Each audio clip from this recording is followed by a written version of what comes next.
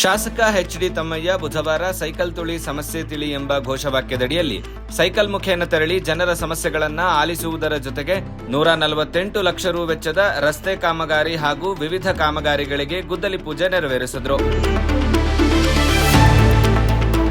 Ward number 20ರಲ್ಲಿ ರಸ್ತೆ ಹಾಗೂ ಚರಂಡಿ ಸೇರಿದಂತೆ 40 ಲಕ್ಷ ರು ವೆಚ್ಚದ ವಿವಿಧ ಕಾಮಗಾರಿಗಳಿಗೆ, ವಾರ್ಡ್ ನಂಬರ್ 27ರಲ್ಲಿ 20 ಲಕ್ಷ ರು ವೆಚ್ಚದ ಕಾಮಗಾರಿಗಳಿಗೆ ಹಾಗೂ ವಾರ್ಡ್ ನಂಬರ್ 22ರಲ್ಲಿ 88 ಲಕ್ಷ ರು ವೆಚ್ಚದ ಕಾಮಗಾರಿಗಳಿಗೆ ಗುದ್ದಲಿ ಪೂಜೆ ನೆರವೇರಿಸಿದರು. ಗುದ್ದಲಿ ಪೂಜೆಯ ನಂತರ ಮಾತನಾಡಿದ ಅವರು, ಸನ್ಮಾನ್ಯ ಮುಖ್ಯಮಂತ್ರಿಗಳಾದ ಡಿ.ಕೆ. ಶಿವಕುಮಾರ್ ರವರ ನೇತೃತ್ವದಲ್ಲಿ ನಮ್ಮ ಕಾಂಗ್ರೆಸ್ ಸರ್ಕಾರ ಗ್ಯಾರಂಟಿಗಳ ಜೊತೆಗೆ ಅಭಿವೃದ್ಧಿಗೂ ಒತ್ತು ನೀಡುತ್ತಿದ್ದು, ಬಡವರ ಬದುಕೆ ನಮ್ಮ ಮೊದಲ ಆದ್ಯತೆಯಾಗಿದೆ ಎಂದರು. ಈಗಾಗಲೇ ನಗರದಲ್ಲಿ ಕಳೆದ ವರ್ಷ ಜನವರಿಯಿಂದ ಮಾರ್ಚ್ ವರೆಗೂ, ಡಿಸೆಂಬರ್ ಎಂಡಿಂದ ಮಾರ್ಚ್ ವರೆಗೂ ನಮ್ಗೆ ಏನು ನಮ್ಮ ಸರ್ಕಾರ ವಿಶೇಷವಾಗಿ 12.5 ಕೋಟಿ ರೂಪಾಯಿ ನಗರ ಸಭೆಗೆ ಕೊಟ್ಟಿತ್ತು. ಅದರಲ್ಲಿ ನಗರದ ವಿವಿಧ ಅಭಿವೃದ್ಧಿ ಕೆಲಸಗಳನ್ನ, ಆಯ್ದ ರಸ್ತೆಗಳನ್ನ, ಯಾಕೆ ಅಂತ ಹೇಳಿದ್ರೆ ಪ್ರಮುಖವಾಗಿ ಓಡಾಡುವಂತ ನಾಯ್ಡು ಸ್ಟ್ರೀಟ್, ಒಕ್ಕಲಿಗ ರಾಷ್ಟ್ರೀಯ ರಸ್ತೆ, ರೈಲ್ವೆ ಸ್ಟೇಷನ್ ರಸ್ತೆ, ಬಾರ್ ಲೈನು, ಈ ರೀತಿ ಬಸವನಹಳ್ಳಿ ಮೇನ್ ರೋಡ್, ದೀಪ ನರಸಿಂಹಂ ರಸ್ತೆ, ಆಯ್ದ ಪ್ರಮುಖ ರಸ್ತೆಗಳನ್ನ, ವಿಜಯಪುರ ಮುಖ್ಯ ರಸ್ತೆಗಳನ್ನ ಮಾಡಿದ್ವಿ.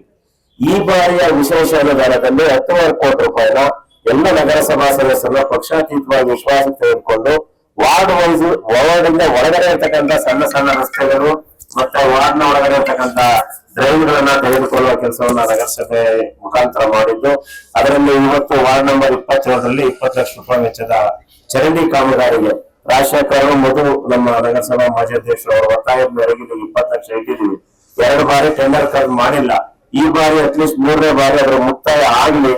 ಅಲ್ಲಿ ಯಾರು ಶೌಚಾಲಯ ರಸ್ತೆ ಕಟ್ಟಿದ್ದಾರೆ ಅವರಿಗೂ ತೊಂದರೆ ಆಗದಂಗೆ, ಅವರು ಪಾಪ ಬಡ ಕುಟುಂಬದವರು, ಅವರಿಗೂ ಏನಾದ್ರು ಆಲ್ಟರ್ನೇಟ್ ಮಾಡಿ ಆ ಡ್ರೈವ್ ನ ಮಾಡಬೇಕು ಅಂತ ಹೇಳ್ತಾ, ಇನ್ನು ದೇವಾಲಯಕ್ಕೆ 20 ಲಕ್ಷ ರೂಪಾಯಿ ಅನುದಾನವನ್ನ ವಿಶೇಷವಾಗಿ ಕಳೆದ ಬಾರಿ ಮುಖ್ಯಮಂತ್ರಿ ಸಿದ್ದರಾಮಯ್ಯನವರು ಇದ್ದಾಗ ಕೊಟ್ಟ ಅನುದಾನದಲ್ಲಿ 20 ಲಕ್ಷ ರೂಪಾಯಿ ಇಟ್ಟಿದ್ದೀವಿ. ಅದನ್ನ ನಾಳೆ ರಾಜಶೇಖರ್, ಮಧು, ನಮ್ಮ ವೇಣುವರು ಮತ್ತೆ ಇಂಜಿನಿಯರ್ ವಿನಯ್ KRDL ಕೂತು ಮಾತಾಡಿ ನಾಳೆನೆ ಅದನ್ನ ಯಾವ ರೀತಿ ಮಾಡಬೇಕು ಅಂತೇಳಿ ಆ ಕಾರ್ಯಕ್ರಮಕ್ಕೆ ಯಾರಿಗೂ ಕಾಯದೆ ಚಾಲನೆ ಕೊಟ್ಟು ಅದನ್ನ ಲೋಕಾರ್ಪಣೆ ಮಾಡಿ ಅನ್ನೋ ಒಂದು ಮಾತನ್ನ ಈ ಸಂದರ್ಭದಲ್ಲಿ ಹೇಳಲಿಕ್ಕೆ ಬಯಸ್ತಾ ಇದ್ದೇನೆ. ಇನ್ನು ಸಮುದಾಯ ಭವನ ಅರ್ಧಕ್ಕೆ ನಿಂತಿತ್ತು. ಕಳೆದ ಬಾರಿ ಅದಕ್ಕೂ ಅನುದಾನ ಕೊಟ್ಟು ಸಮುದಾಯ ಭವನವನ್ನ ಪೂರ್ಣಗೊಳಿಸಿದ್ದೀವಿ. ಮುಂದಿನ ದಿನದಲ್ಲಿ ಇಲ್ಲಿನ್ನೂ ತುಂಬಾ ಒಂದಷ್ಟು ರಸ್ತೆಗಳು, ಚರಂಡಿಗಳು ಆಗುವ ಸಮಸ್ಯೆಗಳನ್ನ ನಮ್ಮ ಗಮನಕ್ಕೆ ತಂದಿದ್ದಾರೆ. UGD ನಾವು ಕಳೆದ ಸಲ ಬಂದಾಗ ಹೇಳಿದ್ರು, ಇನ್ನೂ UGD ಮಾಡಿಲ್ಲ ಅಂತ ಹೇಳಿ ವಸತಿ ವೇಣುಗೋಪಾಲ್ ಹೇಳಿದ್ದಾರೆ. ಅದ್ರ ಬಗ್ಗೆ ನಗರಸಭೆ ಆಯುಕ್ತರು ಮತ್ತೆ UGD ಮಾರುತಿ ಈ ನಮ್ಮ ಸಭೆ ಮುಗಿದ ನಂತರ ಈಗ ನಾವು ಇಲ್ಲಿಂದ ಬೇರೆ ಕಡೆ ಹೋಗ್ತೀವಿ. ನಿಮ್ಗೆ ಮುಕ್ತಾಯ ಆಗುತ್ತೆ. ಎಲ್ಲಿ UGD ಆಗಿಲ್ಲ ಅನ್ನೋದನ್ನ ಈಗಲೇ ಆ ವಸತಿ ಅವರ ಮಾತಾಡ್ಸ್ಕೊಂಡು ಅದನ್ನ ನೋಡಿ ತಕ್ಷಣ ಮಾಡ್ಬೇಕು. ಇನ್ನೊಂದು, ಈಗಾಗಲೇ 2 ಟಾರ್ ರೋಡ್ ಆಯ್ತು ಪಕ್ಕದಲ್ಲಿ 26ನೇ ವಾರ್ಡ್ ಅಲ್ಲಿ. ಆದ್ರೆ ಪ್ರಮುಖವಾಗಿರ್ತಕ್ಕಂಥದ್ದು ಕತ್ರೆ ಮಾರಮ್ಮನ ದೇವಸ್ಥಾನದಿಂದ ವೀರಭದ್ರೇಶ್ವರ ದೇವಸ್ಥಾನ ಪಕ್ಕದಲ್ಲಿ ಆಸೆ ರಂಗನಾಥ ಸ್ವಾಮಿ ದೇವಸ್ಥಾನದಿಂದ ಬಸವನಹಳ್ಳಿ ಮುಖ್ಯ ರಸ್ತೆಗೆ ತಲುಪುವ ಒಂದು ರಸ್ತೆ ಡಾಂಬರ್ ಆಗಿಲ್ಲ. ಅದಕ್ಕೆ ಈಗಾಗಲೇ ಹಣ ಇದೆ. ಹಣ ಇದ್ದು ಯಾಕೆ ಮಾಡಿಲ್ಲ ಅಂತ ನನಗೆ ಗೊತ್ತಿಲ್ಲ. ಹಾಗಾಗಿ ಈಗ ನಾವು ಹಣ ಮೀಸಲಿಟ್ಟಿದ್ರು ನೀವು ಕೆಲಸ ಮಾಡ್ಲಿಲ್ಲ ಅಂತಂದ್ರೆ ಅದಕ್ಕೆ ಅಧಿಕಾರಿಗಳು ನೇರ ಹೊಣೆ ಹಾಕ್ತೀರಾ. ನಾವು ಸರ್ಕಾರದಿಂದ ನಾನಿರ್ಲಿ, ಗಾಯಕರಕ್ಕಿರ್ಲಿ ಅಥವಾ ನಗರಸಭೆ ಅಧ್ಯಕ್ಷರು, ಸದಸ್ಯರುಗಳು ಎಲ್ಲರೂ ಅನುದಾನ ತರುವ ಕೆಲಸವನ್ನ ಮಾಡುವಾಗ ಎಲ್ಲರನ್ನೂ ವಿಶ್ವಾಸಕ್ಕೆ ಅಲ್ಲೆಲ್ಲ ತೆಗೆದುಕೊಂಡು ಅನುದಾನ ತರ್ತೀವಿ. ಆದ್ರೆ ಅನುದಾನ ತಂದಿದ್ದು ಸದುಪಯೋಗ ಆಗ್ಬೇಕು, ಉತ್ತಮ ಗುಣಮಟ್ಟದ ಕೆಲಸ ಆಗಿ ಸಾರ್ವಜನಿಕರಿಗೆ ಲೋಕಾರ್ಪಣೆ ಆಗ್ಬೇಕು. ಶಾಸಕಾಂಗ, ಕಾರ್ಯಾಂಗ 2 ಒಟ್ಟಾಗಿ ಕೆಲಸ ಮಾಡಬೇಕು.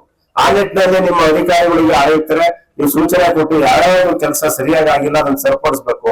ಹೊಸದಾಗಿ ಮಾಡುವ ಕಾಮಗಾರಿನ, ಗುಣಮಟ್ಟದ ಕಾಮಗಾರಿಗಳನ್ನ ಸೆಕ್ಷನ್ ಇಂಜಿನಿಯರ್ ನಿಲ್ಲಿಸಿ ಮಾಡಬೇಕು.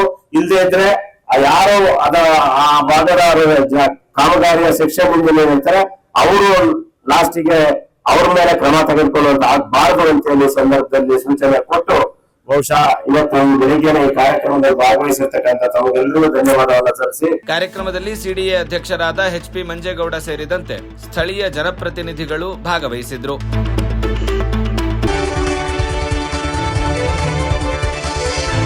ಐಸಿರಿ ಟುಡೇ, ವಾಯ್ಸ್ ಆಫ್ ಡೆಮೋಕ್ರಸಿ.